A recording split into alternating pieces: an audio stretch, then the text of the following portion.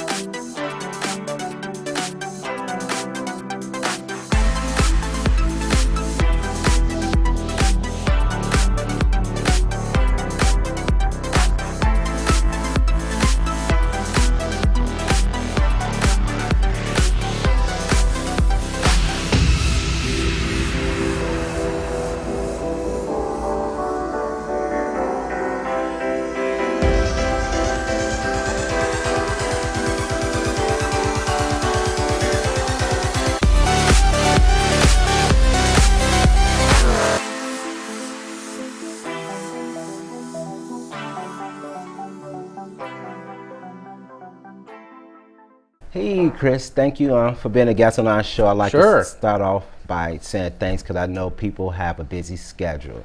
So, well, I think it's really an important issue, especially this time of the year. Yes. And it's funny you said that because that's one of the reasons why I wanted to do a show like this because, you know, a lot of times during the holidays, as people do research, they will find out that depression is at its all-time high during a holiday. So it's kind of like beating the holiday. And the flip side of that, too, is even people who maybe have a lot of friends and family, maybe they start getting anxiety issues because they're getting overwhelmed. There's so much going on. So there's a lot of ways the holidays can really create a additional challenge for people. Exactly. So start off by telling us a little bit about yourself. Sure. So I founded and own and run a improv comedy theater called CSC Sacramento, home of Comedy Sports. That's our main show. We do improv comedy, so that means very different than stand-up comedy where people are telling jokes. Instead, we make things up as we go along based on audience suggestions. A lot of people know the show Whose Line Is It Anyway as a point of reference, so our main show is very similar to that. But in addition to that, we also give classes and we do professional training based on improv. And a lot of the people who actually come take our classes are taking them because they are dealing with mental health issues. Nice. And they find that the improv and the comedy helps them in different ways. Nice. So, how long have you been doing comedy or improv? Excuse me, I started in 1995, believe it or not. Wow. And then I joined CSC in Comedy Sports in the year 2000. Okay. So I'm just going to grab a little drink of water here. Okay. Yeah, so I've been doing quite a while. Here in Sacramento, we've had our theater now for over 10 years. Wow. Yeah. So what made you want to, because I know a lot of people don't know, but I'm going to say you're very educated. You have a master's degree in business administration. Yeah, I have a BS in electrical engineering and an MBA, and now I'm running a little improv comedy theater.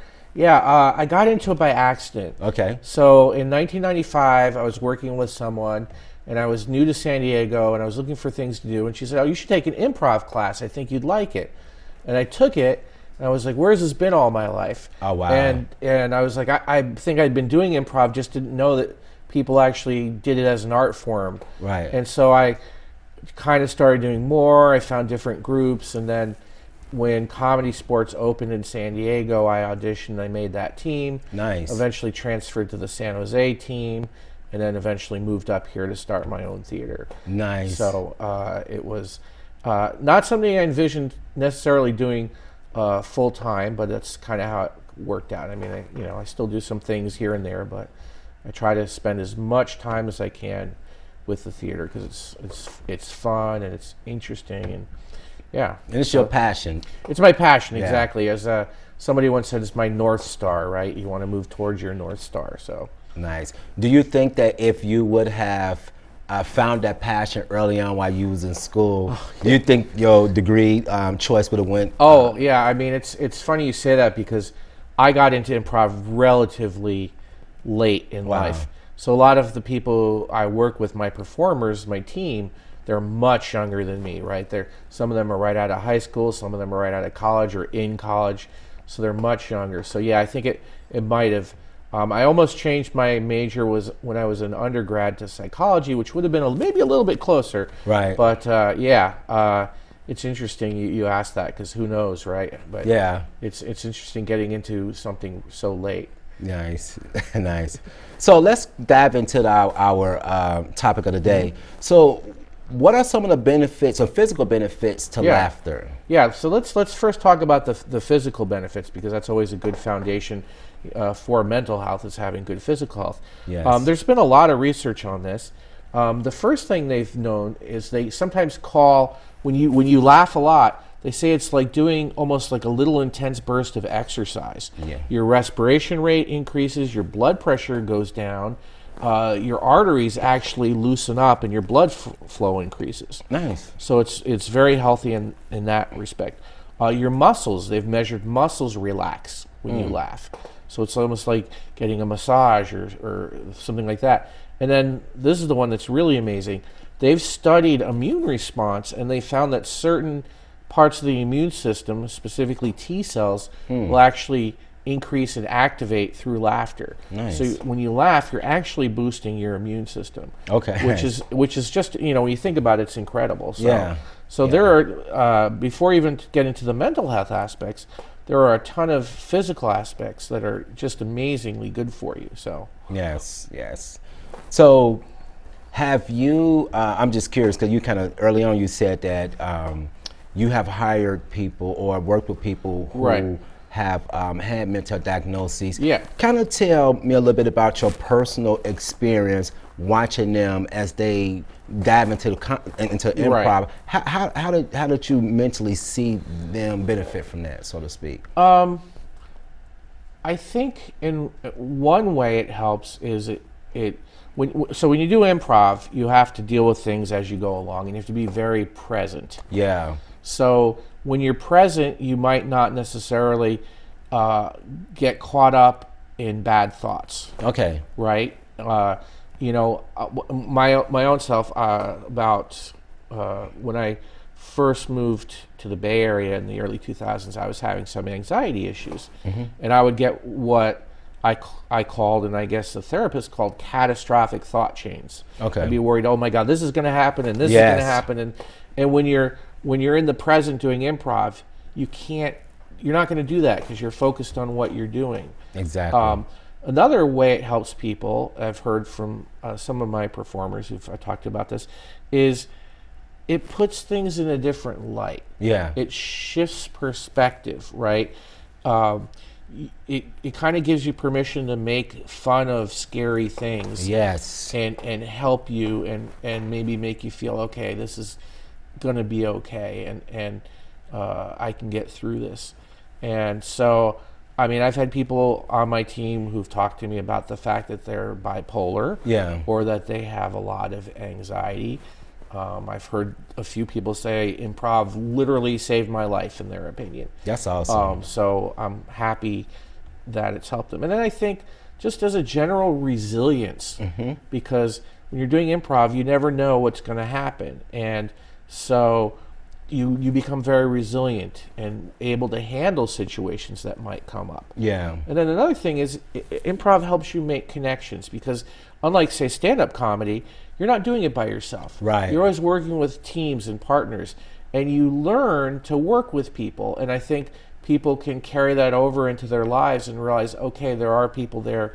I can make connections. I can get help. I can talk with people. So I think there's a lot of ways that it helps people in that regard. For me, this is a very, very important subject, because I'm telling you, like, honestly and truthfully, until I reached out to you, I really wasn't aware of the connection. I really didn't know the benefits of how laughter or laughing will help people with mental health diagnoses. Yeah, it can also it can help with memory issues as well. There's a lot of research and experimentation going on working with people who have Alzheimer's and other memory issues using improv. One of the I heard a fascinating story in NPR. It was about a year ago or so, The conventional wisdom for treating Alzheimer's for a long time, if somebody was kind of losing touch with quote unquote reality and going into their own world or the past, was to try to snap them out of it. Yeah. And somebody said, well, what if you didn't do that? What if you actually used improv to kind of collaborate with them, support them, and let them reach their own conclusion that this is not what is actually happening? Yeah. And it's kind of been a very interesting area of research. Another thing that some places are working on is working with people who are dealing with autism and other spectrum disorders. Yeah. Because improv kind of, I've seen amazing changes. Like we have a high school league where we go and we teach high school students to do improv, and I've seen students who have challenges, spectrum challenges, and maybe when you talk to them in an everyday situation, they might have a little difficulty or something. But then when they do the improv, it's something else, and it's a magical. Yes. Like they come alive and they're free to create and express. Yeah. Because there's not the pressures of the real world, right? They don't have to get it right. Yes, right? exactly. Yeah. Exactly. I like what you said early on at how people can put the scary things out there in the opening. And when you really think about it, because there's so much stigma attached to mental health and other things, but when you put it out there, it's kind of like, you put it out there first, and you're also giving people a general perspective of what a person with mental health diagnosis can do, or how they can channel the negative thoughts of other people and turn into a good thing by making people laugh and feel good. That's so to true. speak. And the other thing is, some of the key features of improv is there's very little judgment, and we not only accept failure, we embrace failure. So it takes so much pressure off. There's this old saying in improv: if you're going to fail, fail big. Yeah. Which means if you go and try to do something in improv, and it's maybe not going to work out, embrace that and have fun with it. And explore, and nobody's judging, right? Everyone's saying, hey, be yourself, or you want to do this, go for it. And so in society, though, outside of improv, there's so many pressures, right? People are judging you. Right, exactly. People are telling you you've done something wrong, you've not done this, or you've failed. Or you're different. Right, and you're different. And in improv world, you can do anything. I like to say, when I teach my beginner students, I always like to say, like, the real world is like the size of like a ping pong ball. And an improv world is like the size of the building. And you can do things in improv world that you can't do in the real world. And you can have any emotional reaction you want to have, even if normally in the real world people would say that's weird or that's strange. You're doing improv, you can do that. You can do whatever you want. That's awesome. So, because it's been called play for adults too, improv. So, it's great.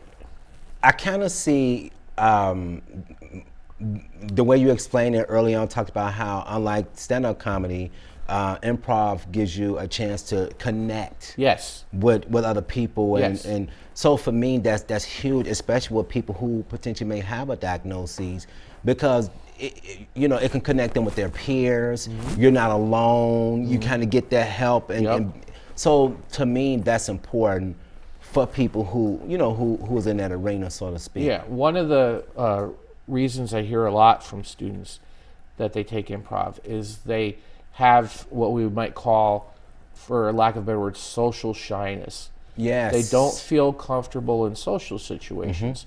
And when they get into the improv environment, and especially as they get to know their students, their fellow students, and they've seen everybody fail and be silly together, they get comfortable. And then being comfortable with those people allows them to maybe try being comfortable with people outside the improv environment. Awesome. So it's a safe way to learn to build those relationships and those connections, and then to take that comfort and outside. Because one of the first things I'll do with beginner students is I'll have everybody do something really silly and dumb like together. So everybody looks silly, and we're like, okay, we've all been silly around each other. Nice. So now we can not worry about that. We can have fun and learn and explore. So as you started to receive like more students that wanted to get involved with improv, and like, did you see kind of like the benefits or how it was really helping them outside of them like telling you how it was helping them? Like, did you see them become less shy, become more outgoing, and things like that? Yeah, Okay. absolutely. I've definitely seen people from the first class to the last class, you might not recognize them, right? Because the first class, they're caught up in their head, and you know, they're afraid. Like, you'll ask them, just say anything, and they'll be like, and you can almost hear the gears turning, and they're self-censoring themselves, and by the end of the class, they're just throwing stuff out there, not worrying, and much looser and happy and fearless. So definitely can see it. Yeah. What are some of the things that you guys do at Comedy Sports? Because I want to paint this picture just in case somebody see this program who may have a mental diagnosis or know someone that potentially may be interested. Like, just kind of walk us through like the steps and some of the things you guys do. Do you do any events outside of Comedy Sports in the community, or? Sometimes. Sometimes, because we do professional training. Okay. But sometimes we do pro bono work. Okay. Well, we'll go and do a workshop for a nonprofit group. Okay. Like, there was one several years ago. It was basically a group who worked with people who were dealing with abusive family situations. Okay. So we worked with them a little bit on ways that they might reach out to people and make them more comfortable. We've worked with a lot of teachers too. One group that hired us, funny, they hired us last year. This year their conference is in Dallas, and was like, can we fly you to Dallas? I'm like, well, actually I got to turn it over to my colleague in Dallas, but it's a group that does parent home teacher visits. Nice. Where they go and they visit parents at home, and they want to make it a collaborative process. So yeah, we sometimes work with outside groups. What was it? Stop Sigma. Yeah. About 1 or 2 years ago, they had an event down in South Sacramento. I went out and I did some free workshops with people. Because it was like a big fair day. They had, yeah, you remember, yeah. So I went there and had people who had never even probably heard of improv just wandering in and like, oh, I'll try this, I'll check it out. So nice, because it's so easy, you can just get into it. Nice. Yeah. So, but what we do, like in our beginner class, when people come to take it, first of all, people take our classes for all sorts of reasons, right? Oh, nice. Some people take it, and this is probably the smallest group, they want to learn to perform. Okay. But I'd say 95% of our students aren't interested in performing. They just want to have improv as a helpful and fun life skill. Okay. So we get people who take it because they want to get better at public speaking. Yeah. Or they want to overcome social shyness. Yeah. Some people just to take it for stress management. Nice. Getting better thinking on your feet. I've heard this about 3 times over the years. I just broke up with somebody and I want to go somewhere where I don't have to think about that for 2 hours. Wow. So nice. So we get all sorts of people. And then what we do in our class is a 6-week class, and we teach some of the core principles of improv, the sort of the main ideas that make it sort of work, the craft. Yeah. And then we kind of give an introduction to the main types of improv. So our main show, Comedy Sports, is one type of improv, but there's a lot of type of improv out there. So we kind of introduce the different types, because it would be like if we were giving a class in playing the guitar. We'd want to teach people how to play guitar, but then we'd want to introduce them to the different types of music you could do with a guitar, so they can decide what they enjoy. So along that process, we teach really good stuff. Like first we start with basic teamwork, and I talk about what I think are the 3 levels of teamwork that go from just basic agreement all the way up to synthesis, where people bring different ideas and put them together, because since improv is team-based. So we cover that. Then we get into improv, and the first thing we get into is a key improv principle called yes and, which is collaboration. I accept ideas or offers that other people give me, and then I add on to them. Nice. And then they accept, and they add on, and it goes back and forth until we've built something together. And then we get into things like active listening, right? Making sure we're really listening to people. We get into fun things like character work, where try being other characters and stuff. Try using your body, your voice, your emotion, your inner ideas to create different characters, which can be a real release for some people, right? Yes. So we get into all this, different stuff along the way that can help people in different ways, and just making those, mental connections and those emotional connections. We encourage people to explore different emotions. And, Yes. So they really have an opportunity to do different things. That's awesome. Yeah. That's awesome. Let's dive a little bit into more of the mental health benefits of laughter.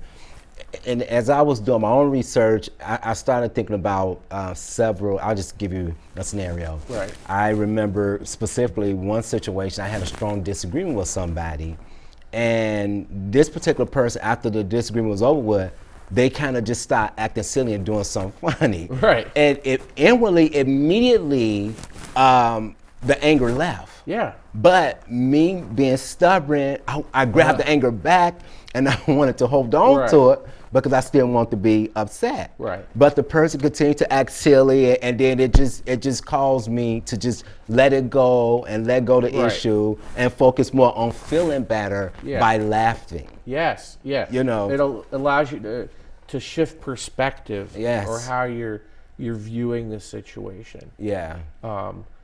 Because people go through a lot of stuff in their lives, and it can be tough. I mean, this isn't necessarily a mental health issue, but I can give you an example of how laughter can help people deal with difficult situations. When I used to belong to Comedy Sports San Jose before I moved up here, and we were doing a show. We play a game called Day in the Life, where we ask somebody about a special day in their life, and then we recreate it in humorous ways. We exaggerate things and stuff, and usually we get things, things like we got a cow stuck in our garage or something silly. Well, this woman, she raised her hand, and we said, "What was the day you'd like us to do?" And she said, "I had to get a barium test to see if I had cancer." And we're like, "Ooh, boy." Yeah. And we're like, that's pretty serious. Do you really want us to recreate that and make it fun?" And she's like, "Absolutely, I do." Wow. So we did it, and she was laughing, and she told us afterwards she felt so much better. That's awesome. Right. Yeah. So laughter can, if it can help somebody in that situation shift their perspective, it can help in so many ways. I know for me, as a performer, some of my best shows have actually been on the heels of something terrible happening in my life. Yeah. Because then I go to do my show, and I'm so focused on the improv, and it's such a release. Yeah. And I don't even think about that thing. Yes. And then when I go back to it, it doesn't seem as bad. Exactly. Right? That's exactly right. It causes a sense of freedom. Yeah. Think about if you're like if a person is shy and they're just out in the public, and if you see something funny or hear something funny, your first train of thought is not to laugh. It's going to be to laugh, whether it's a giggle, whether it's a smirk. You're not thinking about that I'm shy or other people around. It just kind of boils up and comes out in its own way, which causes, in my opinion, person to kind of free themselves in that area, in a sense. Well, also they found that laughter and smiles are contagious. Yes, if I agree people with that. laugh and people smile, other people will start smiling, and that can bond people together and help people make those social connections. So one of the things they say, if you're seeking more laughter in your life, is if you hear laughter, move towards it. Nice. Physically move towards the laughter. Nice. Because it will help. It'll connect you. Hey, what are you guys laughing about? Right? Yes. So, and then, so yeah. I know there are agencies or organizations that that actually promotes laughter as a form of therapy with mental health. Do you know any, or have you ever heard about that? Well, most of the ones I've heard about are And so CSC and Comedy Sports, we're not a people think we're a franchise. We are organized, but we're kind of like a league. Yeah. And so there's 30 of us in different U.S. cities, and some of the cities have actually started special groups to help people with mental health issues. Nice. For example, I think it's our Quad Cities, which a lot of people in California have no idea where Quad Cities is, but that's a 4-city area between Iowa and Illinois. They have a thing they've been working on to help people with spectrum disorders. And I know like our Richmond, Virginia team, a lot of them have worked with people with memory challenges. So you're seeing more and more, and you're seeing more and more new groups and nonprofits springing up just to look at comedy and improv to help people with mental challenges. And then you see other things like there's something out there now called laughter yoga, which tries to combine yoga and laughter together. I know in India they have just laughter classes where they have people go and kind of learn how to laugh, because sometimes, we're kind of lucky in the U.S., right?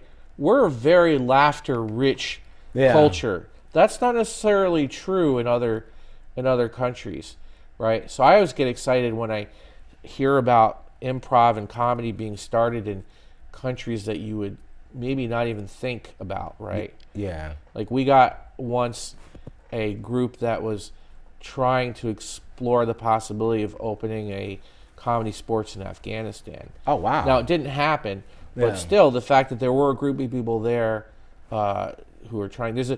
I should mention there's a fantastic organization called the Applied Improvisation Network who look at improv specifically for non-performance applications, including mental health. Yeah. And so they meet. They have a big meeting once a year, but they're very international in focus. One of the things I remember, my counterpart in Portland, he showed me this video once that was amazing, where I want to say it was either Denmark or the Netherlands, where the police were having issues with youth gangs, and they wanted to try to confront the youth gangs. So instead of the usual just getting in front of them and lecturing them, they used improv to have the youth gangs pretend to be the policemen, and the policemen pretend to be the youth gangs. Wow. And of course they all exaggerated and it got really silly, and they all wound up laughing, and it completely diffused them and brought them closer, because now they understood each other, right? Exactly. So Applied Improv Network is a great organization doing a lot of stuff, and they're easy to find on through Google or Facebook. So they do a lot of stuff on non-performance aspects of improv. Now, actually, because there's an organization called Stand Up for Mental Health, which was founded in 2004, and it's based in Vancouver, British Columbia, Canada, where people with mental illness like bipolar, depression, and post-traumatic stress, they kind of got together and they were taught to do stand-up comedy as a form of therapy. Right. And so as I started doing my research, it's a lot of that kind of popping up. Yes. All over, so to speak. Yeah, because the research is showing the effects, and I mean research. They recently in the last few years did the first functional MRI scans of people doing improv. Wow. And doing improv comedy, and they saw things that they didn't typically see lighting up in the brain. Yeah. So there's obviously something going on here. Yes. You're making these connections. You're making mental connections. You're making social. You're making emotional connections. So it's just very rich. Yes. So I think we're going to see more and more groups popping up, and we're always open to if anybody out there works for a nonprofit or a group based on mental health, and you're looking for some free help with improv workshop, contact us. Contact me. I always to go out and help groups. If you're a big company or something and we're doing a workshop for training, we're going to charge you. Yes, but of course. If you're out here, if you're helping people with mental health issues, we'll do it. We'll come out and help you. Because for us too, it's not only are we helping people, which makes it so good, but for us it's fun. That's awesome. It's fun, right? We enjoy it. So that's awesome. Yeah. That's awesome. So how can people add more laughter to their lives? That's a great question because we want them to. Yeah. So first, I talked about the idea of moving towards the laughter, right? If you hear laughter, move towards it, embrace it. But it can sometimes be as simple as asking yourself, well, who do I know who makes me laugh? And who Yeah. do I think is funny and fun? Yeah. Go hang out, spend more time with those people. Exactly. Right? Yeah. And certainly in today's day and age, there is more than enough media out there that you can consume, right? I mean, Yeah. between online and all the streaming services, and the thing is, everybody has different things that make them laugh, right? Exactly. So, but that's the great thing now. Everything's out there. You can find what makes you laugh and find it easily. And if you don't know, ask people like who you like and say, hey, what do you like that makes you laugh? They'll say, oh, I really like this show. It's really silly, or this comedian, or this improv show, or whatever. Yeah. So, and then, I mean, just actively Telling jokes. well, yeah, tell a joke. Yeah. Try to look at the humorous side of things in everyday life. Ask yourself, what would it? You ask yourself, what if a lot? Like, what if this situation, were changed or whatever? Yeah. Like, we play an improv game called if blanks ruled the world.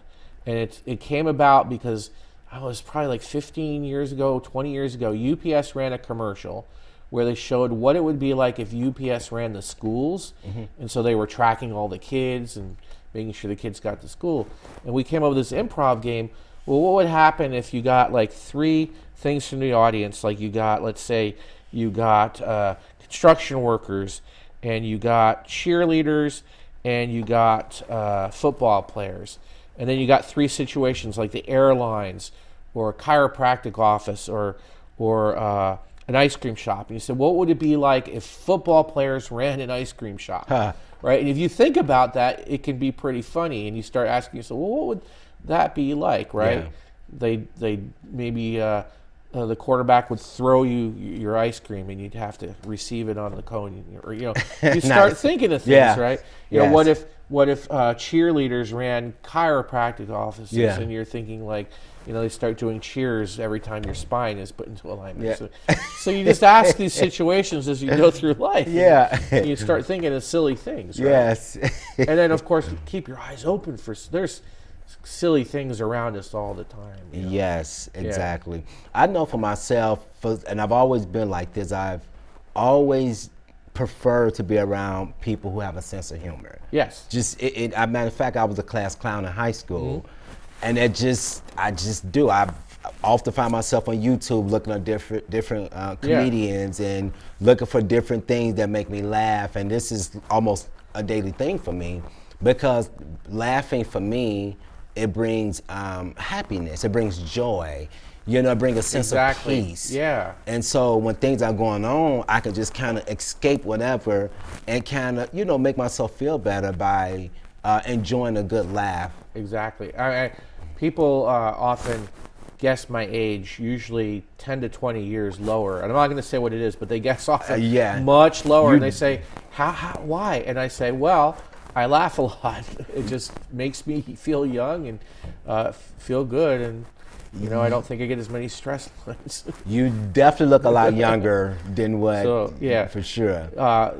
So, laughter, it helps so much in so many ways. And I know I'm the same way. I love to hang out with people who make me laugh. Yeah. No matter what we're doing, whether we're going to dinner or playing a game or whatever. But I love it when people are like just coming up with funny things and silly things. It's just fun to laugh. And even my girlfriend and I, we're always making each other laugh, right? Nice. And fortunately, she appreciates my odd sense of humor sometimes. If I randomly make up a song in the middle of the morning, or or do something weird with the dog or something, Yeah. So, I think it's important. I watch a show called Practical Jokers. Have you ever heard of that? I have not. It's with these four friends, and it's on TV, of course, Right. and they just go around playing jokes on each other. And you have to follow through with the joke. If you don't, then you get so many strikes or whatever against you. But if you do follow through with Right. the joke, you get like points or whatever. Right. And they're out in the community, they have to do like really silly things like follow somewhere around in a grocery store, and they may have to put like a sticker on Right. their back, say, "Oh, hey, how you doing?" You know, just different things and stuff. Yeah. And that's one of my favorite shows. Yeah, actually. that reminds me. One of our former players, his name's Matt, and he actually first he moved to Portland, Portland, Oregon. Then he moved to Portland, Maine, where he just opened his own Comedy Sports. Nice. But every year he would actually organize a big video scavenger hunt for our performers. So they would break into teams, and they would have a long list of things that they'd have to do to get points. Some of them were just nice things like give flowers to random people. Nice. But some of them would be silly things like dress up as Gandalf from The Lord of the Rings and stand on a bike trail and yell, "You shall not pass," trying to stop cyclists. And when you watch these videos, people just, all the people on the bicycles are just ignoring them. It's like, you shall not pass, and it's zipping by. So yeah, just scavenger hunts are another way to have fun and laugh and because he's doing these silly things, and there's lots of companies that offer that too. Yeah. Yeah. You talked about different types. Let's talk a little bit about different types of improvs. Right. Because you kind of mentioned that earlier. Oh, okay, sure. So, some of the terms you'll hear in the improv community outside is people sometimes talk about what's called short form improv versus long form improv. Okay. I'm not a big fan of those terms because I almost sound like they're misleading. Like short form makes it sound like things are necessarily shorter and long form makes it longer, which is sort of true. But what it really comes down to is in some improv, you're going to use what we call performance games. Okay. So sometimes the better term is games-based improv. So like on the show Whose Line Is It Anyway, that's games-based improv. So what I mean by that is there's going to be some game that puts restrictions or conditions on what the performers are doing because it makes it more fun for them and more fun for the audience. Here's a simple example. There's a game called Replay. So the players might do like a short 2-minute scene based on whatever the audience yells out. Then the person running the show might get a style of movie. So somebody might say a horror movie. And then they might get like a style of play, and they might say Shakespearean. And then they might get like 3 or 4 different animals. So then the players will first do that scene as if it were a horror movie. They'll replay it as a horror movie. Then they will replay it as if it were a Shakespearean play. And then they might do it as if they were performing animals who can only make the sounds of the animal. Okay. And so it makes it sillier and more fun for the audience. And there's literally hundreds of these games. Then long form improv, you don't play these games, but you tell a lot of stories and you connect. And a lot of times it's called long form because you'll connect a bunch of scenes together into maybe a longer 20 or 30-minute story. But in some long form, you might just do a series of unconnected scenes. So, but the key difference is you don't play the games. What they all have in common, though, is they both will involve an aspect of storytelling. Okay. Right? No matter whether you're playing a game or not playing a game, you still want to have some underlying story to sort of ground the improv. Okay. So, and then in long form, you might use other formats too, like you might do an improvised soap opera. Okay. Or nice. you might do a mockumentary, a fake documentary, one of my favorite formats, like where you create a fake documentary about something the audience suggests. We're doing a show this Saturday with one of our long form groups where we get a suggestion from the audience of a made up religion or holiday that doesn't exist. And like they might say the religion of popcorn. Okay. And then we show how that religion came about or that holiday came about. So interesting. yeah. So there's tons of different types of improv out there. So have you guys, or is there such thing as nonverbal improv? Like, will Sure. you just act it out and not Yeah. talk? Interesting. Okay. Yeah. One of the things we came up with a format in our long form group called soundtracks. I personally collect soundtracks for movies and TV shows and the like. I said it would be really cool to do a show where every scene started with a random soundtrack to set the tone of the scene. And for a long time, we did that, and the scenes were talking scenes. And I said, well, to do that, we always use music that doesn't have words because the words would interfere with the dialogue. I said, what if we turned that around? What if we used music that had words and had the performers do silent scenes? And it was really cool seeing that. And of course, anytime somebody is improv and they enter a scene, they can make a choice to play a character who doesn't talk if they don't want, right? Nice. So that's, so there's so many different things you can do. Okay. So I wonder if you should do. Can we just do an improv now? Is that possible? Just by sitting here. I'm just curious. Is it possible to demonstrate that? Sure. We can. I mean, there's lots of things we can do. Let's see. Well, I mean, there's different games. I mean, first we'd start with the basics. Okay. So the basic thing of improv, I'm going to teach you this idea of yes and. Okay. Okay. So in yes and, there's two parts of that. There's yes, and there's and. And the first thing we want to do is teach people to do that literally. But then after a while, we kind of say it's more conceptual. So if I say to you, if I just make up and I say, Jesse, there's a dragon staring at you, you would literally say yes and add on to that. Okay, I got you. Okay, let's start. Okay. So good. Jesse, don't be alarmed, but that dragon is staring at you. Okay, yes, and I see him. He got red eyes. Yes, and he's holding a sign saying Jesse owes me 50 gold pieces. Yes, and it's true, but I was gonna pay him tomorrow. Yes, and I'll distract him with a sheep, and you run out the back. Yes, and good idea. So there you go. Okay, I so got that. That's how you kind of create a basic little scene, and then you might layer games on top of it. For example, there's a game called A-B Scene, where each consecutive line, so don't worry about saying yes and now, but each consecutive line has to start with the next letter of the alphabet. Oh, wow.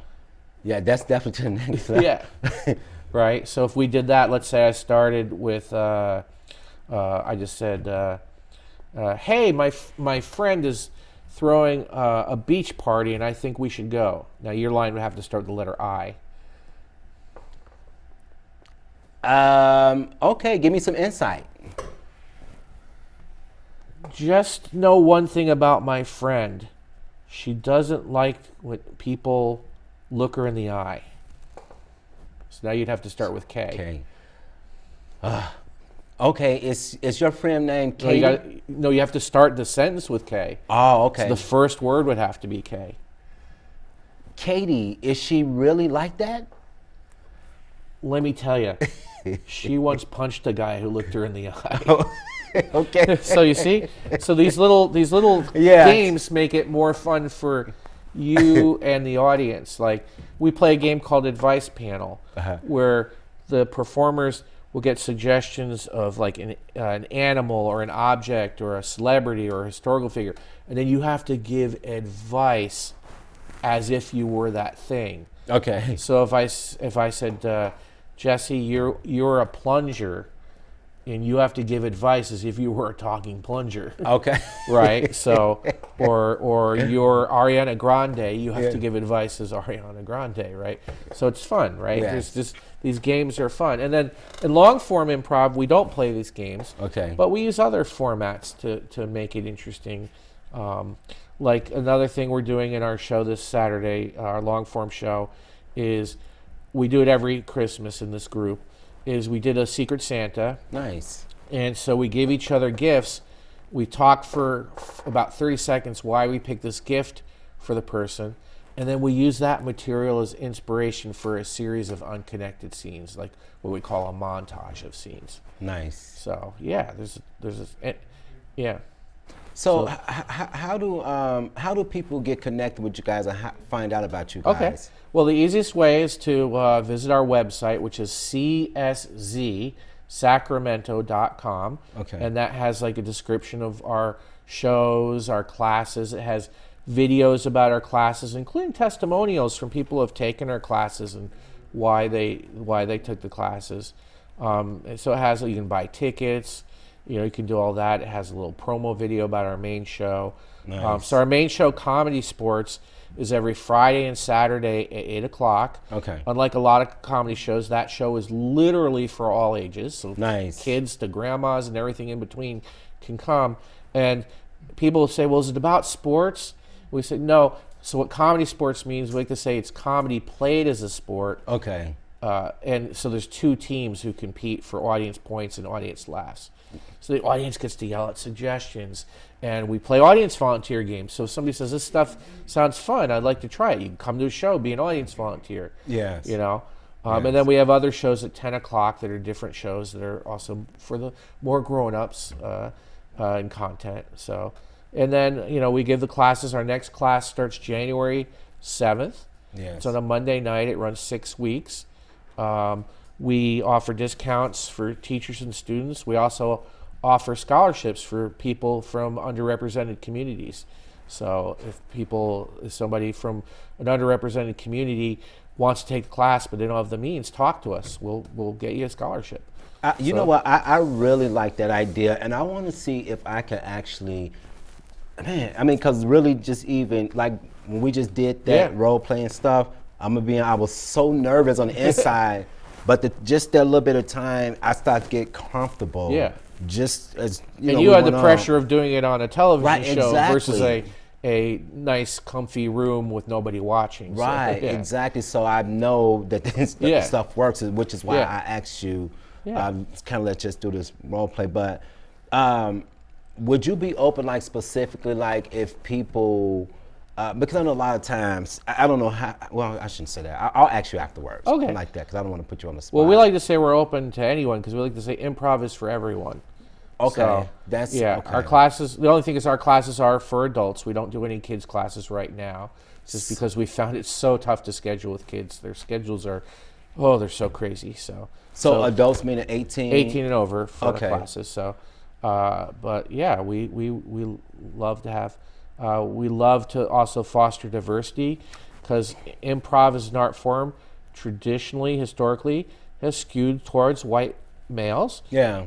And it's gotten so much better Yeah. in like the last 20 years. And fortunately here in Sacramento, Sacramento's always been commended as a very diverse city. Yes. And it's reflected in the improv community here. The improv community of Sacramento is much more diverse than in a lot of places. So that's good, but we're always looking to do more. So that's why we offer scholarships too for underrepresented communities. So Yeah, that's kind of a little bit of my question. Yeah. I want to really help the mental health community down here to be more aware about what you guys do and how it actually helped the population that they're serving. yeah, maybe we can put together a special workshop. Yeah.